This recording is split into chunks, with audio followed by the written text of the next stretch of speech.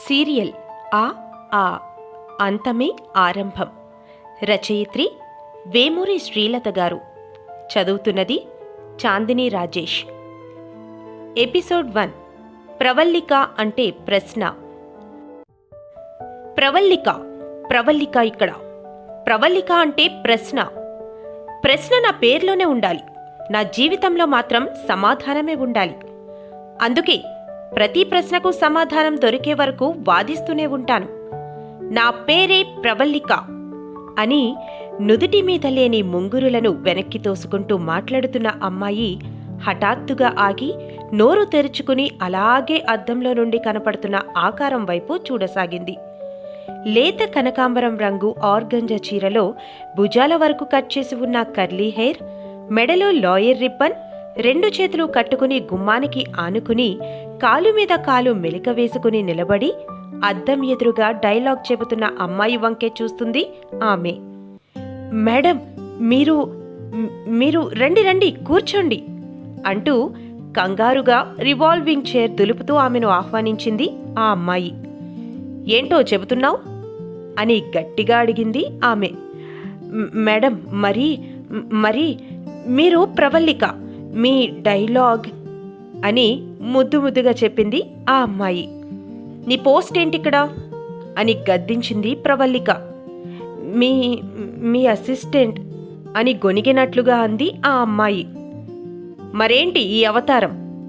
ఎన్నిసార్లు చెప్పాను నీకు అని కళ్ళతో పైనుంచి కిందకి చూస్తూ అంది ప్రవల్లిక.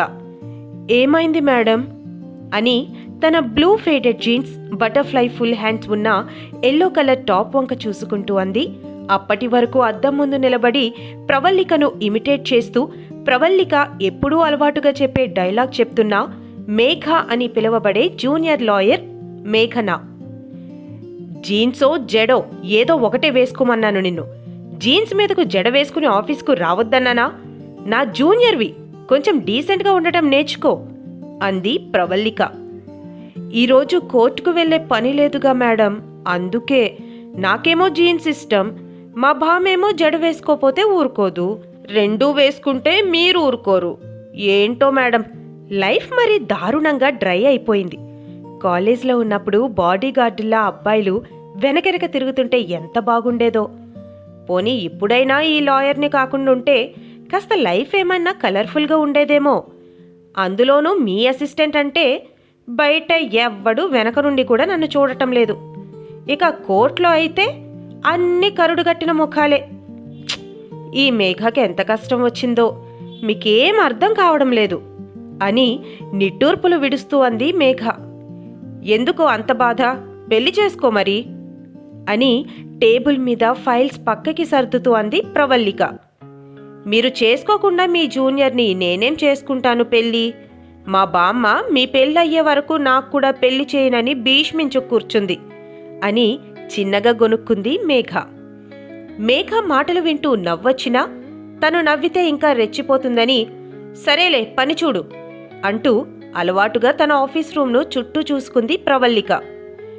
గోడ మీద బోసినవ్వుల గాంధీ తాత ప్లీడర్ ఆహార్యంతో ఉన్న రేర్ ఫోటో, దాని పక్కనే ఫ్రేమ్ కట్టి ఉన్న తన లా సర్టిఫికెట్, దానికి దండలా వేసిన గోల్డ్ మెడల్, రెండో వైపు గోడకు 3 అడుగుల పొడవులో టేక్ వుడ్ ఫ్రేమ్లో బిగించబడిన సత్యమేవ జయతే వాక్యం, ఎదురుగా టేబుల్ పైన రేర్ గ్రీన్ కలర్ మార్బుల్తో చేసిన 3 కోతుల బొమ్మ, మరోపక్క కళ్లకు నల్లటి గంతలు కట్టి ఉన్న చిన్న పాలరాతి న్యాయదేవత బొమ్మ, దాని పక్కనే తన పేరుతో ఉన్న నేమ్ ప్లేట్, ఎడమ చేతి పక్కగా చిన్న ఫ్రేమ్లో బిగించబడిన అమ్మ, నాన్న, తను ఎంతో ముద్దుగా కనబడే చిన్న ఫ్యామిలీ ఫోటో.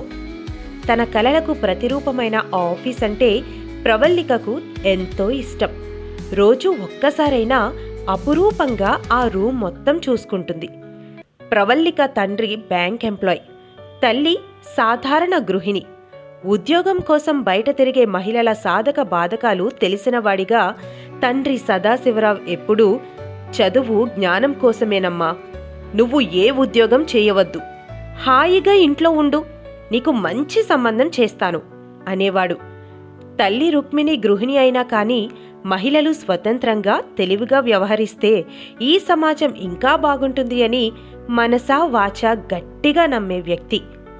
అదే చిన్నప్పటి నుండి తన కూతురికి కూడా నూరిపోస్తూ ఉండేది. అలా పెరిగిన ప్రవల్లిక తండ్రి కోరిక ప్రకారం ఒకరి కింద పని చేయకుండా తల్లి ఆశయం ప్రకారం స్వతంత్రంగా జీవించాలని నిర్ణయించుకుంది. ప్రవల్లిక ఇప్పుడిప్పుడే ఆ సిటీలో మంచి లాయర్గా పేరు తెచ్చుకుంటుంది. అందరూ ఇంజనీర్, డాక్టర్, సాఫ్ట్వేర్ జాబ్స్ అంటూ ఎగబడుతున్న ఈ రోజుల్లో కావాలని లా మీద ప్యాషన్తో ఎల్ఎల్బి చదివింది. ఎవరైనా కొన్ని సంవత్సరాలు మాత్రమే జూనియర్గానే చేస్తారు, కానీ ప్రవల్లిక ఎక్కువ సమయం అలా చేయకుండా సొంతంగా పేదలు, మహిళల కేసులు వెతుక్కుంటూ వెళ్లి మరీ వాదిస్తుంది. మెల్లగా కేసులు పెరగడంతో మేఘనను తన జూనియర్గా అపాయింట్ చేసుకుంది. మేడం, నిన్న మనకు జడ్జ్ గారు కేసు ఇవ్వడం పెద్ద అచీవ్మెంట్ కదా. నేనైతే అసలు నమ్మలేకపోయాను తెలుసా. కరెక్ట్గా అదే సమయానికి మీరు వేరే క్లయింట్తో మీటింగ్లో ఉన్నారు కాబట్టి మీ ప్లేస్లో నేను వెళ్లాల్సి వచ్చింది. జడ్జ్ గారు మీ నేమ్ చెప్పి కేసు వాదిస్తారా అమ్మా అంటే భయం వేసింది. అయినా మీ మీద నమ్మకంతో ఎస్ చెప్పేశాను అని ఉత్సాహంగా చెప్పింది మేఘ. ప్రవల్లిక ఇక్కడ అని అలవాటుగా అంటూ ఏంటి కేస్ అని ఫైల్ తీసుకోబోయింది. అబ్బా ఉండండి మేడం, ముందు నన్ను కేసు వివరాలు చెప్పనీయండి, ఫైల్ తీయకండి అంటూ ఫైల్ మీద చేయి అడ్డం పెట్టింది మేఘ. సరే చెప్పు అని నవ్వుతూ చూసింది ప్రవల్లిక. అయితే రింగులు వేసుకోండి మేడం, నిన్నటి కోర్ట్ హాల్లోకి మిమ్మల్ని తీసుకువెళతాను అని అంటూ ముందు రోజు జరిగిన సీన్ను వివరించింది మేఘ. యువర్ ఆనర్, యోగి అని పిలువబడే సూర్యదేవర యోగేంద్ర అనబడే ఇతను తన భార్య సూర్యదేవర చైత్రను ఉద్దేశపూర్వకంగా హత్య చేశానని తనంతట తానుగా ఒప్పుకున్నందున, చైత్ర డెడ్ బాడీ ఆచూకీ ఇంకను లభించనందున సెక్షన్ 300, 302 దాడి హత్య కేసు పూర్వాపరాలు విచారించి తగిన శిక్ష విధించవలసిందిగా కోర్టు వారిని కోరుకుంటున్నాను అని వినయంగా జడ్జి ఎదురుగా నిలబడి తన వాదన వినిపించాడు పబ్లిక్ ప్రాసిక్యూటర్. మిస్టర్ యోగి, నువ్వు పీపీ గారు చేసిన అభియోగం ఒప్పుకుంటున్నావా అని అడిగారు జడ్జి గారు. ఎస్ యువర్ ఆనర్, నేను నా భార్యను చంపాను అని యోగి ఒప్పుకున్నాడు. నీ తరపున వాదించడానికి లాయర్ లేరా అని అడిగారు జడ్జి గారు.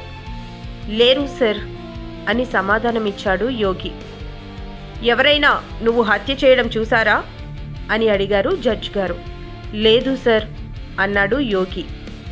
ముద్దాయి తనంతట తానుగానే అన్నీ ఒప్పుకున్నా కానీ తగిన సాక్ష్యాధారాలు, నిరూపణలు లేకపోవడంతో కేసు విచారించి తగిన సాక్ష్యాధారాలు సేకరించవలసిందిగా పోలీస్ వారికి ఆదేశించడమైనది.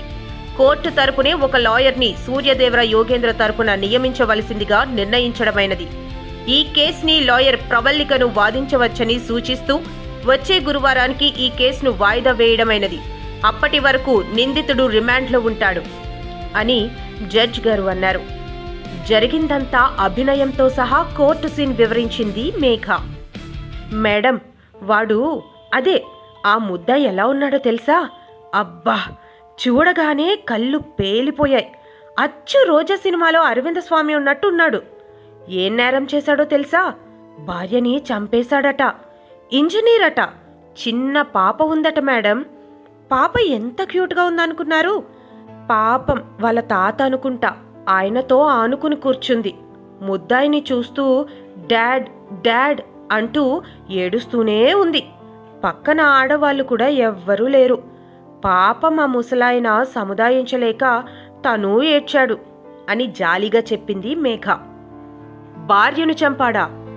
ఎప్పుడు ఆడవాళ్ల తరపున కేసు వాదించే నాకు ఈ కేసుని ఇవ్వడంలో జడ్జి గారి ఉద్దేశం ఏంటో చూద్దాం, కేసు వాదించాలో వదిలేయాలో అంటూ ఫైల్ తెరిచింది ప్రవల్లిక.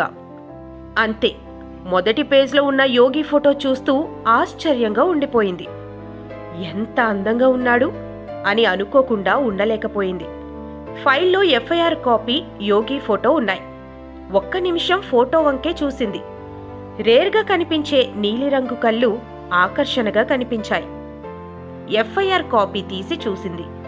పేరు సూర్యదేవర యోగేంద్ర, వయస్సు 33, ఉద్యోగం టీసీఎస్లో మెకానికల్ ఇంజనీర్. నేరం సూర్యదేవర చైత్ర తన భార్య హత్య అని హత్యను గురించిన వివరాలు కంప్లైంట్ రాసి ఉంది. కింద కంప్లైంట్ ఇచ్చిన వారి సంతకం చూసింది. పరుచూరి సీతారామయ్య అని ఉంది. ఆయన హత్య కావింపబడ్డ చైత్ర తండ్రి అని కంప్లైంట్లో పేర్కొన్నారు. హత్య జరిగిన తేదీ చూసింది. అప్పటికే 3 రోజులయ్యింది. ఫైల్లో నుండి తలెత్తి, మేఘ, భార్యను చంపిన ఒక రాక్షసుని కేసు మనం టేకప్ చేయాలంటావా అని అడిగింది ప్రవల్లిక. ఏమో మేడం, అతను చూస్తే అసలు హంతకుడిలానే లేడు, చాలా స్మార్ట్గా ఉన్నాడు అని చెప్పింది మేఘ. స్మార్ట్గా ఉండేవారు హత్యలు చేయరా అని అడిగింది ప్రవల్లిక. అలాని కాదు మేడం, మనం వెంటనే రిజెక్ట్ చేసే కన్నా ఒకసారి అతనితో మాట్లాడితే బాగుంటుంది కదా అంది మేఘ. అవును, పద వెళ్ళి కలుద్దాం అంటూ లేచింది ప్రవల్లిక. ఏంటి మేడం, అతనేమైనా మన ఇంట్లో ఉన్నాడా? లేడికి లేచిందే పరుగని ఇప్పుడే వెళ్ళాలా అని తన జీన్స్ జడా చూసుకుంటూ అంది మేఘ. షటప్, ఫాలో మీ అంటూ బయటకు నడిచింది ప్రవల్లిక. సూర్యదేవర యోగేంద్ర ఎవరు? అతను భార్యను ఎందుకు హత్య చేశాడు? ప్రవల్లిక యోగి కేస్ టేకప్ చేస్తుందా? ఈ ప్రశ్నలన్నింటికీ సమాధానాలు తెలుసుకోవాలనుకుంటే వింటూనే ఉండండి. అంతమే ఆరంభం. మీ తపస్వి మనోహరం ఆడియో స్టోరీస్లో.